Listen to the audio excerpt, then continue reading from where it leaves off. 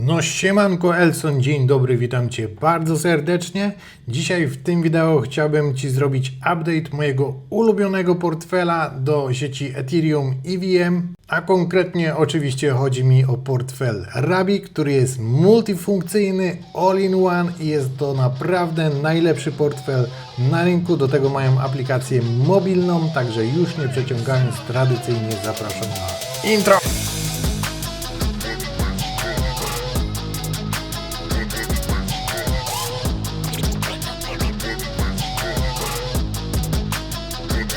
Dobrze, więc tutaj mamy ich stronę rabi.io. Tak jak widać, można go ściągnąć na Chroma i również na telefon. Są tutaj naprawdę przeróżne funkcje, gdzie nie musicie wychodzić zupełnie z portfela. Wszystko dzieje się na wtyczce lub na aplikacji mobilnej. Dzisiaj konkretnie zajmiemy się wtyczką i ja użyłam jej na przeglądarce Chrome. Tutaj mamy w ogóle łańcuchy, które są obsługiwane. Te, które są nieobsługiwane, również możemy dodać ręcznie. Jest to naprawdę konkretny portfel. Wcześniej mieli tutaj jeszcze opcję desktopową. W tym momencie coś tutaj nad nimi obydwoma i na Maca i na Windowsa pracują. Jednak jest on dostępny w Google Play, jak i również App Store. Możemy taką wtyczkę dodać sobie do Chroma, Brave'a albo do Edge'a, ale nie wiem, kto tej przeglądarki używa. Dobra, więc po zainstalowaniu portfela oczywiście dobrze by było, żebyśmy dodali sobie tutaj jakiś swój własny adres. Możemy tutaj stworzyć zupełnie nową frazę seed, możemy zaimportować sobie jakiegoś starego seeda, możemy zaimportować sobie również klucze prywatne, jak i podłączyć portfele sprzętowe, takie jak Ledger, Trezor, Grid Plus, mamy tutaj OneKey, mamy również Keystone'a i wiele innych. Do tego możemy na przykład dodać sobie adresy, które będziemy tylko obserwować. Tak jak widać, ja mam tutaj dodanych bardzo wiele różnych adresów i możemy tutaj operować na kilku frazach seed, więc możemy mieć na przykład z jednej frazy seed dodane 2 portfele, a z innej frazy seed kolejne 2 albo 3 portfele. W sumie tutaj nie ma jakichś większych limitów. Mam tutaj również podłączone portfele sprzętowe, mam kilka adresów do obserwacji i mam kilka adresów dodane po kluczu prywatnym. Więc jak to już mamy zrobione, to możemy zajrzeć tutaj do ustawień. I mamy Lock Wallet. Tutaj ostatnio jest dodana funkcja, gdzie możemy ją odblokować dzięki biometryce, więc poprzez kamerę lub na przykład odcisk palca. Zaraz Wam zademonstruję, jak to się odbywa. Ciach i portfel jest odblokowany. Możemy go również odblokować dzięki haśle tutaj, wciskając ten przycisk. No i co tutaj mamy później? Później mamy wszystkie podpisy, które ostatnio daliśmy na różnych aplikacjach. Mamy również management portfeli, to Wam przed chwilą pokazałem. Mamy tutaj ekosystem. Nie wiem, czemu tutaj w ogóle pojawił się Sonic Testnet, ale mamy również DBK Chain, więc to jest łańcuch od Dbanka, ponieważ Dbank to jest główna firma, znaczy Rabi to jest siostrzana firma Dbanka. Kiedyś obiecywali oni tutaj airdrop z tego Rabi Walleta, no i zobaczymy, jakim to pójdzie. Były tutaj do zebrania kiedyś punkty. Punkty są do odebrania na aplikacji mobilnej. Gdzieś to tutaj było, ale lećmy po kolei. Tutaj właśnie możemy się synchronizować z aplikacją mobilną. Jak tutaj wejdziemy, to jest taka instrukcja. Na aplikacji mobilnej trzeba ją tutaj odblokować i później tutaj po wciśnięciu pokaże nam się kod QR, który będziemy mogli zeskanować i wtedy wszystko zostanie przerzucone na naszą aplikację mobilną. Aplikacja mobilna również jest zabezpieczona hasłem lub biometryką, także jest on w miarę bezpieczny. Tutaj później mamy wszystkie na przykład podłączone dAppsy, które możemy odłączyć. Lepiej jest je w ogóle często odłączać, ja mam tutaj podłączoną tylko jedną aplikację.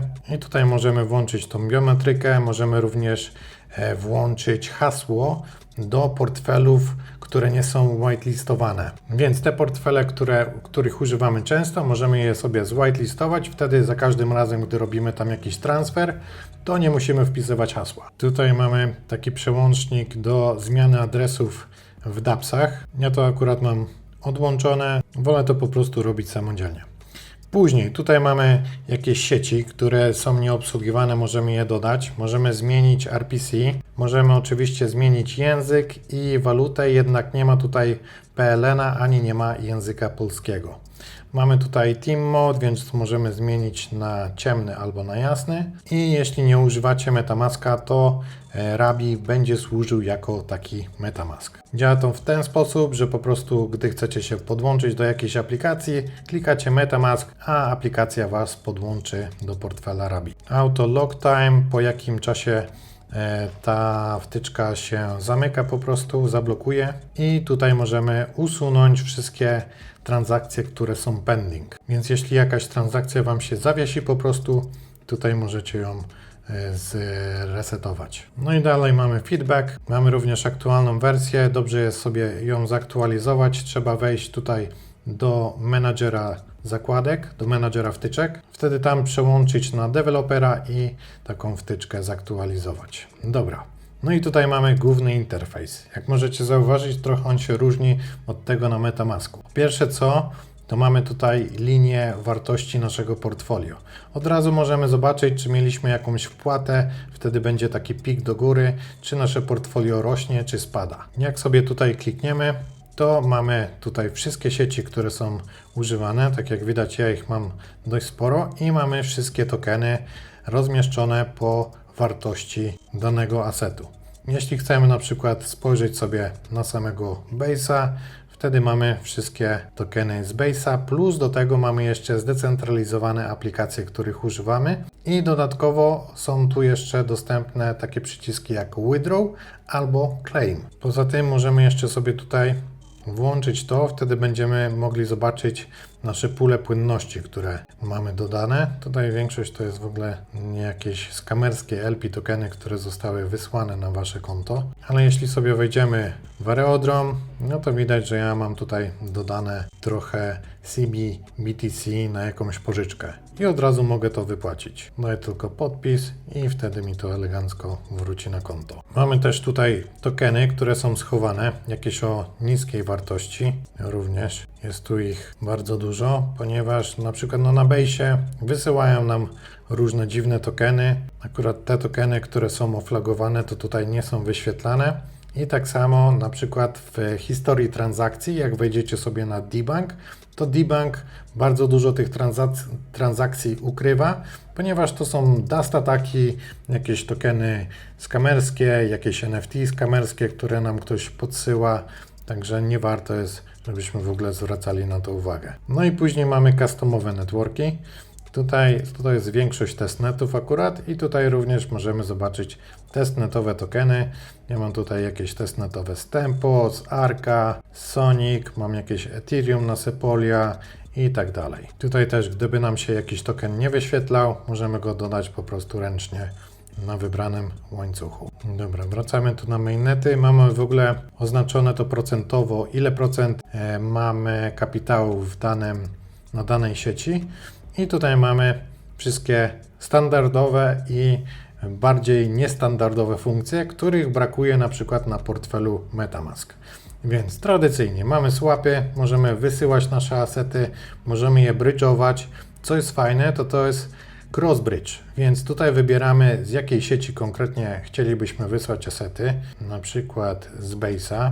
Chciałbym wysłać sobie trochę Ethereum, na przykład na Inka i chciałbym, żeby to wyszło, no może być w sumie nawet w tym USDC. Wyślemy sobie tutaj powiedzmy $23 i możemy zobaczyć, że pod spodem on używa Relay. Fee do tego jest bardzo niskie. Jeśli używacie Rabi, no to Rabi pobiera 0,25%, porównywalnie do tego, co jest na MetaMasku, to jest 0,8%. I z tego, co patrzyłem, to generalnie Rabi, używając tych ich wewnętrznych funkcji, wewnętrznych swapów, crossbridge'y i tak dalej, jest jednym z najtańszych portfeli. Więc po przebrydżowaniu, tutaj oczywiście musimy dać confirm i po 6 minutach moje Ethereum znajdzie się na łańcuchu Inka w postaci USDC-E. Dobra, dalej oczywiście możemy odbierać. Tutaj po kliknięciu nie wyświetli się nic innego jak po prostu nasz adres portfela, również w postaci QR. Adres portfela również możemy sobie skopiować tutaj. I teraz mamy tutaj transakcje. Te skamerskie transakcje są akurat od razu schowane. także nie musimy się o to martwić. Chociaż czasami jak dostaje jakiś Dust Attack, to również jest go można tutaj zobaczyć. Bardzo możliwe, że wyszedł po prostu jakiś nowy token, powiedzmy USDT, który jeszcze nie został oflagowany jako taki skamerski. I teraz bardzo ważna funkcja, czyli approvals, czyli pozwolenia do asetów, które mamy na naszym portfelu. Często jak robimy jakieś swapy, to niestety trzeba dać pozwolenie danemu dAppsowi po to, żeby właśnie mógł użyć tego asetu, zeswapować go na jakiś inny. Możemy tutaj sobie włączyć pełny obraz i wtedy możemy zobaczyć wszystkie pozwolenia, jakie tutaj mamy. Możemy sobie zaznaczyć, w ogóle tu mam 90 000 jakieś dane, to mi się nie podoba. Tu mam jakieś na Hyperliquid. Dobra, dajmy sobie na wszystkie, dajemy Revoke. Teraz jest tutaj fajna funkcja Batch Revoke, czyli nie musimy klikać wszystkich pojedynczo. Możemy oczywiście to zrobić one by one, ale jeśli damy tutaj, to podpisujemy raz i tylko czekamy, aż nam tutaj zjedzie do dołu. Wtedy po prostu odbieramy możliwość robienia czegokolwiek tym dAppsom z naszymi asetami i lepiej jest to robić w miarę systematycznie, ponieważ jak na pewno wiecie, ostatnio dużo DeFi jest hakowanych. Powiedzmy, że macie gdzieś tam dane jakieś unlimited approval i wtedy oni mogą po prostu Wam wyczyścić portfel. Pamiętam, że było tak z jednym dAppsem, nie pamiętam teraz. Nie DappRadar, ale coś takiego. Ale to wcześniej już była informacja, że mieli jakieś problemy i kazali zrobić właśnie revoke'i na wszystkie tokeny. Dobra, lecimy dalej. Teraz kolejna fajna funkcja, czyli Perps. Perps to jest nic innego jak Hyperliquid, który jest tutaj wbudowany. Oczywiście na Hyperliquid musimy osobno dodać fundusze, którymi będziemy tam tradować i później tutaj z wybranych asetów możemy sobie postawić pozycję długą albo krótką. Ja akurat na perpach nie gram, ale jeśli ktoś lubi, to na pewno jest to ciekawa funkcja. Możemy również sobie to otworzyć w osobnym oknie. Wiem, że MetaMask również ostatnio włączył tą funkcję, jednak jeśli używacie Hyperliquid przez MetaMask, to jest tam podany ich reflink, więc tak jakbyście wchodzili przez reflink MetaMaska, jeszcze Was dodatkowo zbierają z Was tam profity. Tutaj mamy lending, to jest też bardzo fajna funkcja, gdzie możemy na przykład dać jakieś nasze asety pod pożyczki i tutaj właśnie widać, że testowałem, dałem na sieci Base USDC, mam włączone to jako collateral i tutaj do testów wziąłem pożyczkę kolejne $5. Później oczywiście możemy to spłacić lub zeswapować na coś innego. Dobra, teraz te Rabi Points. Rabi Points można było odebrać akurat tylko na aplikacji mobilnej. Wcześniej już chyba z rok temu było to dostępne na tej wtyczce, ale teraz przenieśli się po prostu na aplikację mobilną i tutaj też jest ten Mobile Sync. Później mamy NFT-ki, więc możemy podejrzeć sobie wszystkie NFT-ki, jakie tutaj mamy na tym portfelu, na różnych sieciach. Tutaj są akurat jakieś NFT-ki z Layer 3, mamy coś tam z Galxe i tak dalej. I teraz bardzo fajna funkcja, czyli Gas Account. Jeśli braknie nam na jakiejś sieci gazu, to jest tutaj specjalne konto, gdzie możemy sobie ten gaz zdeponować i nawet jeśli nie mamy tego gazu, to po prostu Rabi zabierze trochę z tego konta, wyśle na konkretny adres, na konkretną sieć i wtedy zapłaci nam za ten gaz. To jest fajne, jeśli macie na przykład portfel i nie chcecie, żeby był połączony z jakąkolwiek giełdą, a teraz przy DAC 8 jest to chyba bardzo ważne, więc możecie stworzyć portfel, nie posiadając tam żadnych Ethereum czy BNB na opłaty transakcyjne, no bo wiadomo, że to Ethereum czy BNB trzeba jednak skądś wziąć, a nawet jeśli wyślecie je ze swojego własnego portfela, który jest powiązany z giełdą, to pośrednio on również będzie powiązany z tą giełdą. No i tutaj to jest właśnie bardzo fajna funkcja, dzięki której można tego uniknąć, więc deponujemy sobie na przykład $20, możemy wybrać, z którego konkretnie adresu to robimy i jaki token chcemy użyć, deponujemy i wtedy przy płatnościach mamy po prostu osobny znaczek, osobny przycisk po to, żeby używać tego konta gazowego. Tutaj mamy dAppsy, które mamy podłączone, no i tak jak mówiłem, bardzo jest również to wygodne, żeby się co jakiś czas odłączać. I teraz najnowsza funkcja, proszę Państwa, czyli Convert Dust. Tutaj jak wejdziemy, mamy również podzielony nasz portfel na przeróżne sieci i możemy zobaczyć, ile tutaj śmieci mamy, na przykład taki Xen. Ale ja bym chciał posprzątać tutaj na base. Tutaj mam dużo różnych tokenów. Zaznaczam sobie wszystkie. Zobaczcie, ile tutaj tego jest. Konkretnie 229 tokenów. I uzbiera mi się za to $8,14. Niektórych w sumie tokenów to nie warto jest wymieniać. Bardzo możliwe, że tam nie ma żadnej płynności. I tutaj mam slippage ustawiony na 3%. Stestujemy, jak to działa. Widać, że po kolei robione są tutaj swapy. Póki co przeszły dopiero 2, 3.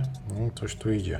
Tu już widzę, że 2 tokeny nie przeszły. Bardzo możliwe, że te mniejsze tokeny z tymi mniejszymi wartościami to nawet nie pójdą. Bardzo możliwe, że tam nie ma żadnej puli płynności, więc nie ma nawet do czego sprzedać. Zresztą to są jakieś mega trociny. Dobra, tu już widzę, że mało co z tego przechodzi. Resztę może sobie jednak odpuszczę. Także dam tutaj stop. No a tak czy siak $6,19 wpadło w postaci Ethereum. To zależnie od tego, jakiej sieci używacie. Gdybyście tutaj to robili, to wpadnie Wam akurat BNB. Także ja naprawdę z całego serca polecam portfel Rabi. Mówię Ci, jest to najlepszy portfel, jaki do tej pory zrobili na sieciach EVM. Zostaw tego rudego lisa, przerzuć się na króliczka.